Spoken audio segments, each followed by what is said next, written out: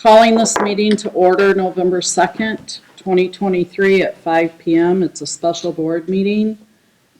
We'll start with Pledge of Allegiance.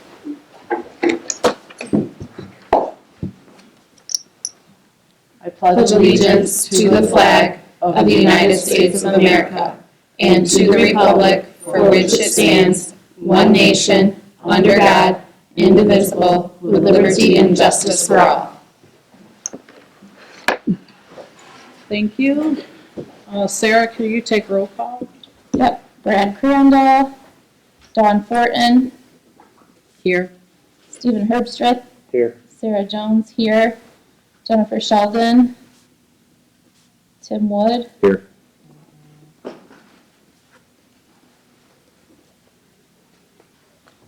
Okay.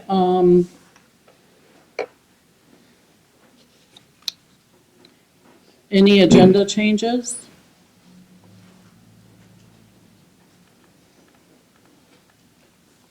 I'd like to just have you, Sarah, take note that Jen Sheldon has arrived. Okay. 501. Okay, 5:01, closed session. Need a motion to go into closed session. I'll make a motion. Okay, I better read the description then out loud, so it's recorded. It has been requested that the board move into closed session to conduct a disciplinary hearing per the request of students' parents. It's permissible to enter into closed session under the Open Meeting Act, Section 8, which permits school board to meet in closed session to consider the expulsion, suspension, or disciplining of a student if the student or the student's parent or guardian requests closed session. Is there a motion? Make a motion. Second. All those in favor, say aye. Aye. Opposed, nay. Motion passes.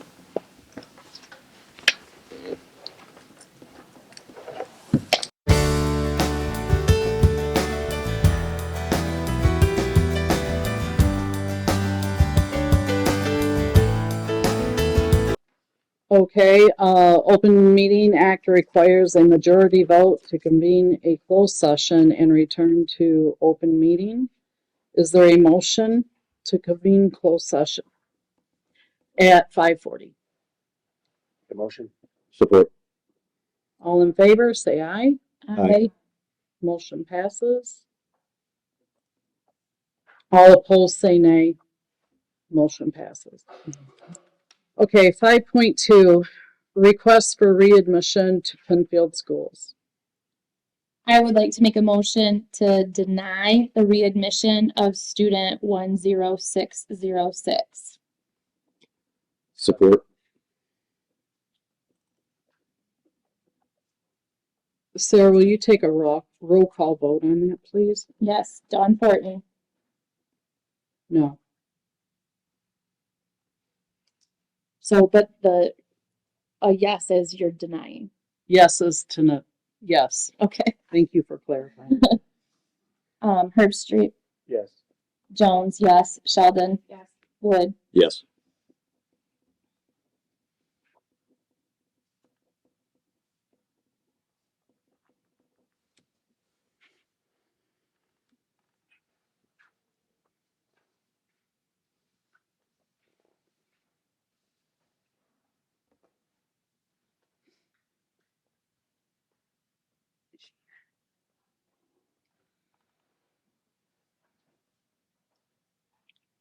Okay, so student 10606. Whereas the committee determined. You don't have to read that. Oh, I don't read this, so just get it signed? Yeah, she's got it. She signed it and filled it up. Yep. Okay. Okay.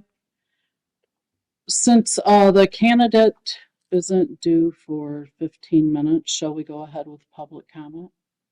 How many do we have? 4. Okay, we'll have public comment at this time. Sarah, will you call the first one? Yep. Is it Tia Bays?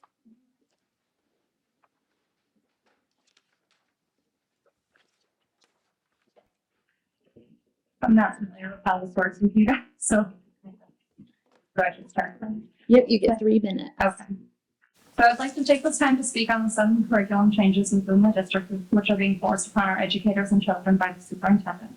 The teachers are now forced into a position of silence due to unspoken threats and fears of retaliation.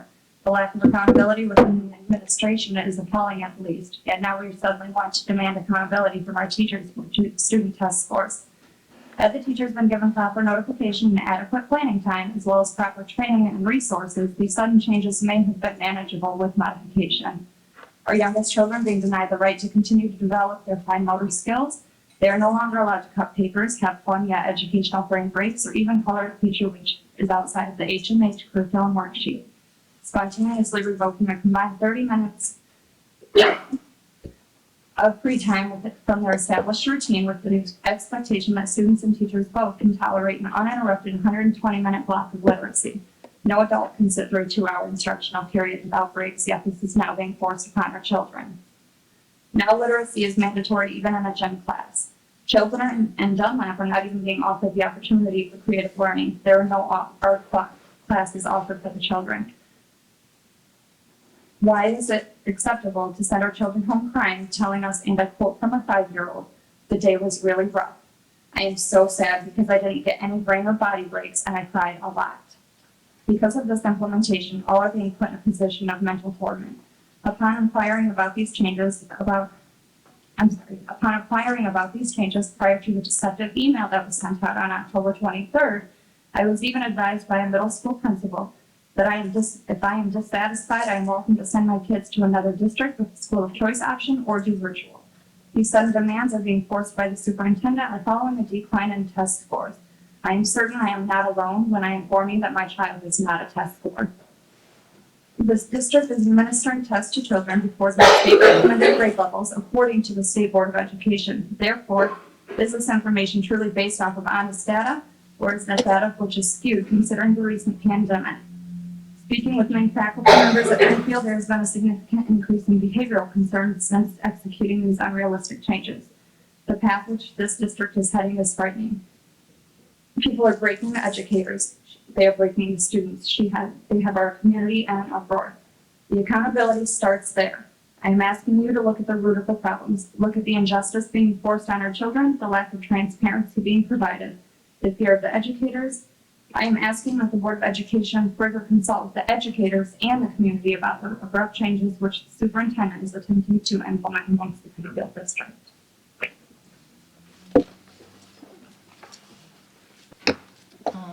Faith, I'm not sure what's your last name. Lava, okay, Faith Lava.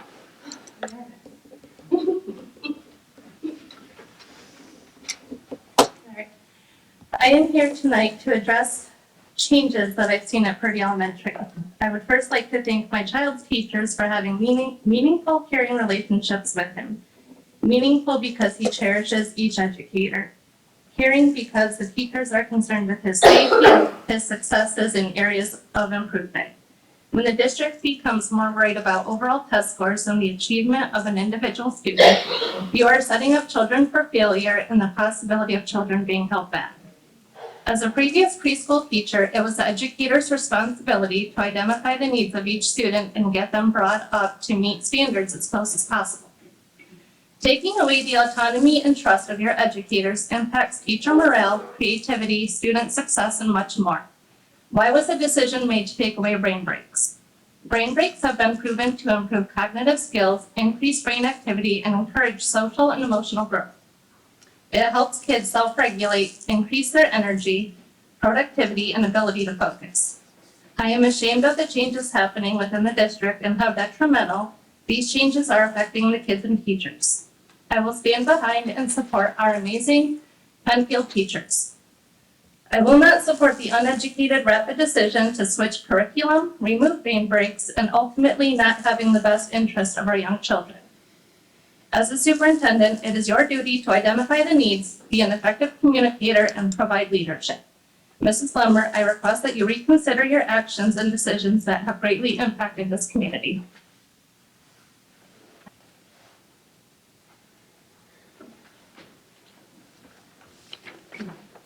Casey Hartman.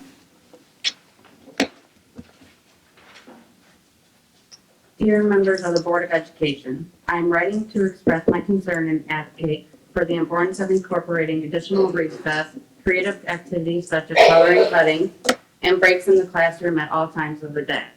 These are all important factors in the total development and well-being of our kids.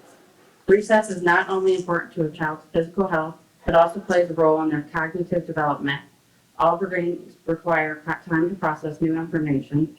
This can only happen when the brain has time to disengage from receiving new information. Recess allows kids to release their pent-up energy, reduce stress, and improve focus in the classroom. Even as adults, we cannot focus 100% for 2 hours straight with only a couple of 2 to 5 minute movement breaks, which seems to be all that the younger kids are allowed during the 2-hour literacy time requirement. As a parent, we know that the fine motor skills such as cutting and coloring also increase learning and brain development, and therefore should be a part of literacy instruction for young children. As not only a parent, but a parent volunteer in this district, I have seen firsthand that a majority of the kids will just hit a wall. If we allow teachers the ability to structure their time in a way that best meets the needs of their students, we can create a more balanced and supporting learning environment that caters to the diverse needs of our students. I encourage the Board of Education to discuss the matters further and collaborate on ideas that will promote the well-rounded development of our students. Thank you.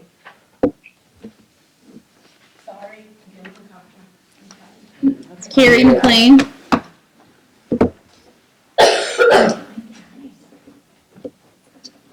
I didn't write anything today because I'm in the classroom at least 3 times a month, different classrooms. You guys know me, various teachers know me. I've been in the district for a very long time. I was reading to students this week and was talking to them about how they learn best and seeing what their opinion was. And their opinion, we were finding rhyming words in a book out in the hall. They were having fun. They were, finding the words, reading along with me, enjoying it. But then I go into another classroom, and these kids can only sit there. My daughter can't even sit for 10 minutes, even at home, and I wouldn't make her. There are kids that learn differently. Our children are not just test scores. Our children are gonna be what takes over this world. So honestly, I think that, it needs to be brought to parents' attention. I think you need to take into consideration of the teachers because they're with the kids every day. They know how our kids learn and they know how they're gonna learn best. So I would appreciate it if that was a possibility. That's what I have.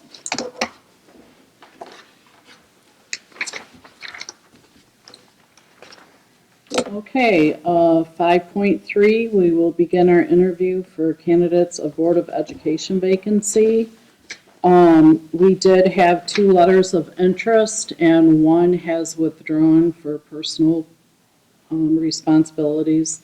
She wasn't able to make it and withdrew her request. So we will start with Sarah LeBreton. Hi, Sarah, thanks for coming. Do you want to come on up closer?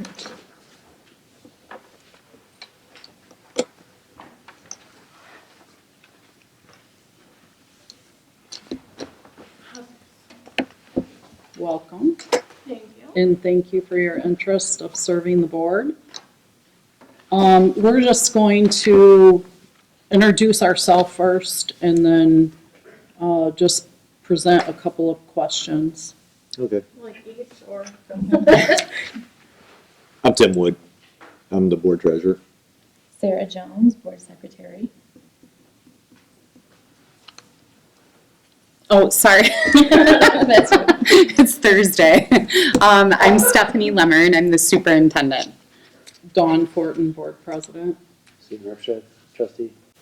Jennifer Sheldon, trustee. Cadence McClenny, student representative.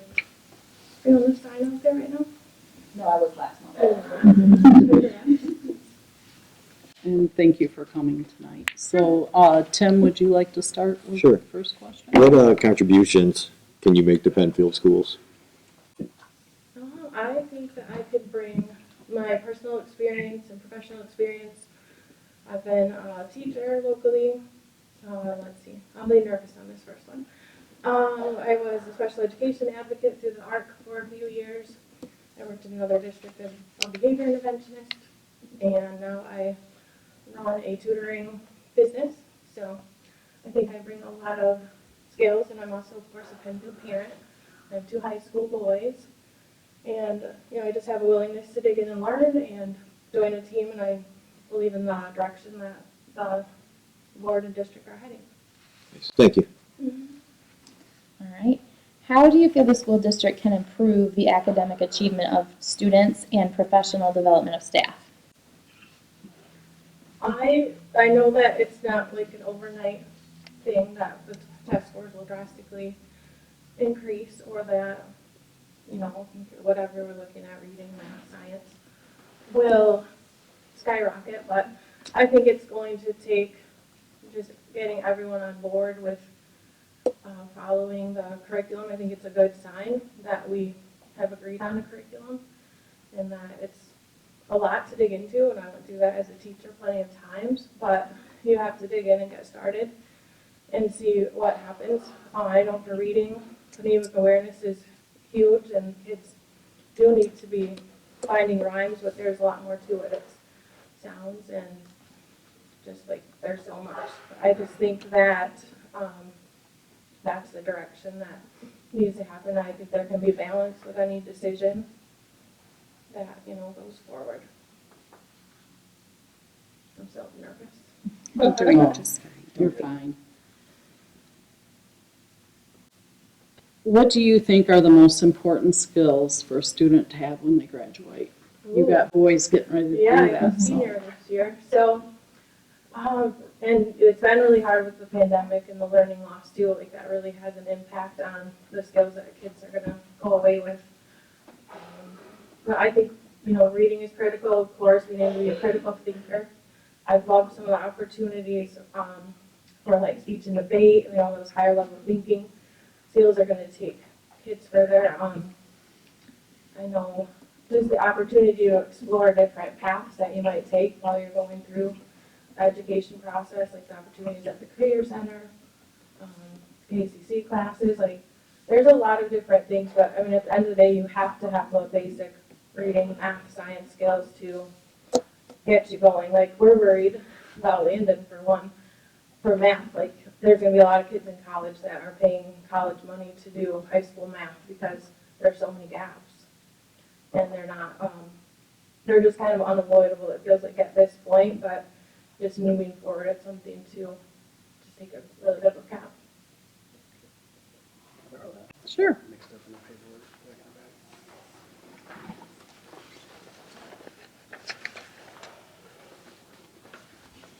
As a board member, you will be asked to make decisions where you must put aside what's best for you, your family, your friends, and your school to do what's best for the students in the district. What does this mean to you? I think that's the main reason that I'm here, is just like student-centered decision-making is really at the heart of everything I do.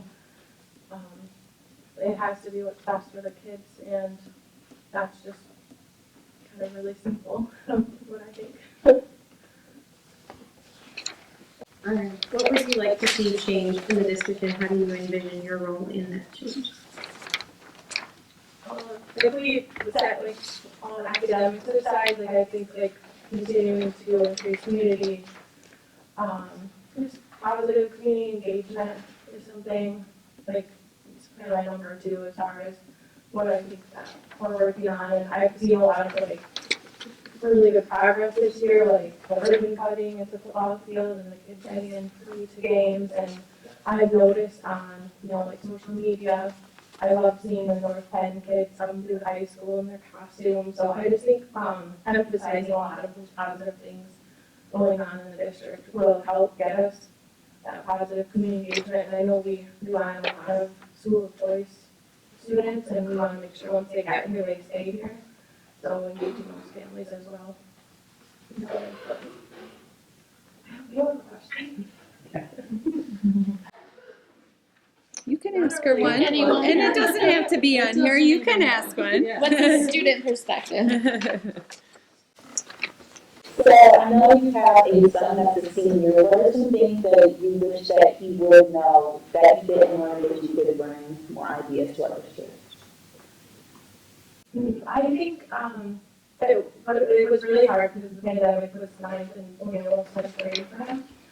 But knowing more about the KCC opportunities and the AP classes and what that really means when you get out here would be great to just hear about more frequently over the time that he's right here. I know that he visited the Career Center and that day he didn't pick something that he was interested in. I know the kids go to KCC, but just maybe more opportunities for kids to talk about their experiences that are taking part in those programs like college classes and Career Center, just really all of it. And even if you don't get into Math and Science Center the first year, maybe, knocking on those kids' doors and saying like, hey, do you want to try this again? Because, there's a chance you might get it in this year. Kind of being my ninth grader for that one. But just keep all the opportunities. And another one, college visits. It would be nice if the school, I don't think it means, but if there could be times that the school was taking kids to visit certain colleges, not on fly or anything, but or in state at least. How could I do? Want me to keep rolling, or? I think that's good. Do you have any questions for us? I probably shouldn't, but no, I would just say before I threw in my letter, I watched last month's meeting and I just got really confident about the direction that the district is going, so I would just love to be considered for the role. Thank you. Mm-hmm. Okay, I would like someone to make a motion to vote Ms. LeBreton as our next trustee for the school board. So moved. Second.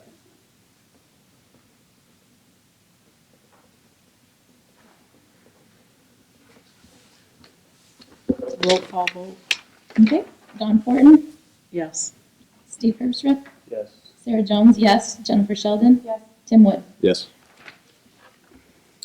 Welcome, trustee LeBreton. Welcome.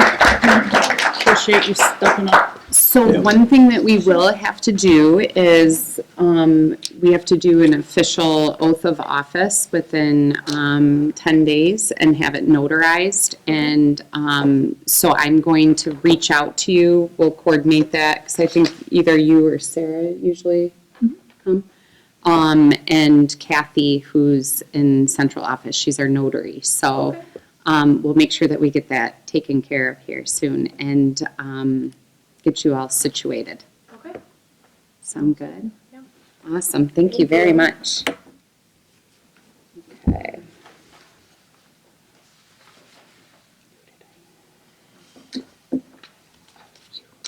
Okay, this meeting is adjourned at 6:01 PM. Board comments. Did you want board comments? No? That's fine. We'll save it for the next meeting. Unless,